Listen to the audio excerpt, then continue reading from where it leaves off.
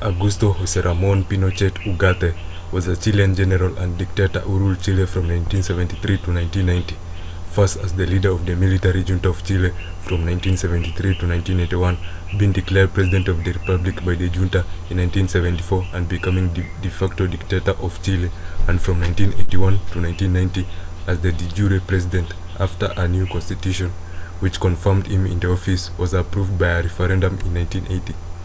His rule remains the longest of any Chilean leader in history. Augusto Pinochet rose through the ranks of the Chilean army to become General Chief Staff in early 1972 before being appointed its commander-in-chief on 23rd August 1973 by President Salvador Allende. On 11 September 1973, Pinochet seized power in Chile in coup d'etat with the support of the US that toppled Allende's democratically elected left-wing Unidad Popular government and added civilian rule. In December 1974, the ruling military junta appointed Pinochet supreme head of the nation by joint decree, although without the support of one of the coup's instigators, Air Force General Gustavo Ley. After his rise to power, Pinochet persecuted leftist, socialist, and political critics, resulting in the executions of 1,200 to 2,300 people, the internment of as many as 80,000 people, and the torture of tens of thousands. According to the Chilean government, the number of executions and forced disappearances was at least 3,095. Operation Condor, a US-supported terror operation focusing on South America, was founded at the behest of the Pinochet regime in the late November 1975, his 60th birthday.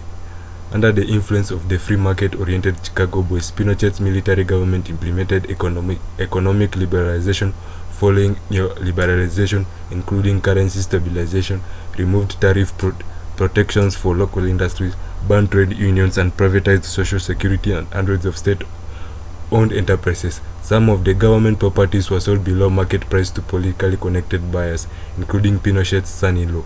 The regime used censorship of entertainment as a way to reward supporters of the economic inequality, dramatically increased and attribute the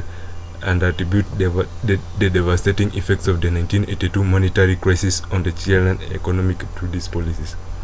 For most of the 1990s, Chile was the best performing economy in Latin America through the legacy of Pinochet's reforms continues to be in dispute. His fortune grew considerably during his years in power through dozens of bank accounts secretly held abroad and a fortune in real estate. He was later persecuted for embezzlement, tax fraud, and for possible commissions levied on arms deals. Pinochet's 17-year rule was given a legal framework through a controversial 1980 plebiscite which approved a new constitution drafted by a government-appointed commission.